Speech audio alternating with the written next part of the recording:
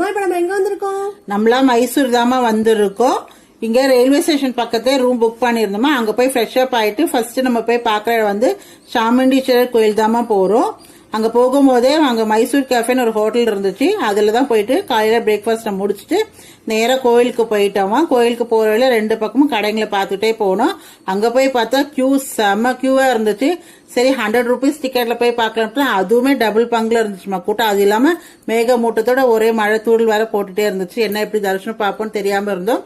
ஆனா நல்லபடியாக கடல் தரிசனம் நல்லா பார்த்து சந்தோஷமா இருந்ததுமா. இதுதான் மெயின் என்ட்ரன்ஸ், பாருங்க. உங்களுக்காகவும் நாங்க எல்லாருக்காகவும் வேண்டின்னு இருக்கோம்.